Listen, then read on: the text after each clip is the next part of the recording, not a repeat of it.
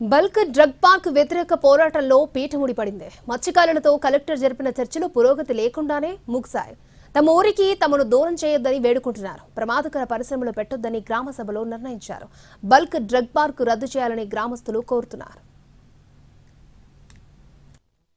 అనకాపల్లి జిల్లా రాజయ్యపేటలో bulk drug పార్కుకు వ్యతిరేకంగా 41 రోజులుగా పోరాడుతున్నారు మత్స్యకారులు. భారీ బందోబస్తు మధ్య కలెక్టర్ విజయకృష్ణన్ గ్రామసభ నిర్వహించారు. ఈ సభతో న్యాయం జరుగుతుందని ఆశించిన ప్రభావిత గ్రామాల ప్రజలకు మరోసారి తీవ్ర నిరాశ ఎదురయ్యింది.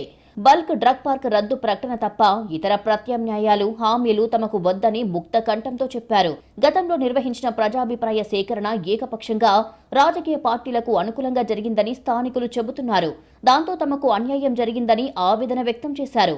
అంతేకాదు, బల్క్ డ్రగ్ పార్క్ నిర్మాణాన్ని ఆపాలని, తమపై పెట్టిన తప్పుడు కేసులను ఎత్తేయాలని, పోలీసుల వేధింపులను ఆపివేయాలని డిమాండ్ చేశారు.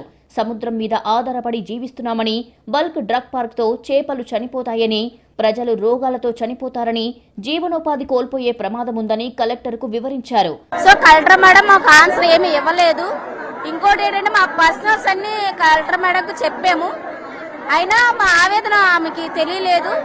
ఇంకా మా ఆవేదన మేము ఎలా చెప్పాలంది మాకు ఇంకా తెలియదండి.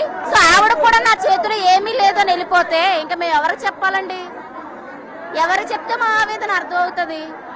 మేము బల్ట్రక్ వద్దు అని కోరుకుంటున్నాం, అయినా మాకు మేడం బల్ట్రక్ ఆఫ్ చేస్తానని క్లారిటీ ఇవ్వకుండా వెళ్ళిపోతే మేంకేం చెప్పాలి? ఈ గత 2 సంవత్సరాలు పెట్టి అనారోగ్యంతో పాల్పడ్డాను నేను. అలాగే నా నాటి జీవితం మా ఊర్లో ఎవరికి వద్దు.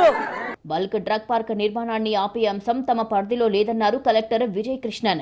ప్రతి అభిప్రాయాన్ని వీడియో రికార్డింగ్ ద్వారా కేంద్ర రాష్ట్ర ప్రభుత్వాల దృష్టికి తీసుకుని వెళ్తామని హామీ ఇచ్చారు. కలెక్టర్ సమావేశంపై ప్రజలు ఆశలు పెట్టుకున్నారు. కానీ ఈ మీటింగ్లో ఎలాంటి పురోగతి కనిపించకపోవడంపై జనం మండిపడ్డారు. డిమాండ్లను సాధ్యం చేయలేనప్పుడు గ్రామసభ ఎందుకని మత్స్యకారులు ప్రశ్నిస్తున్నారు.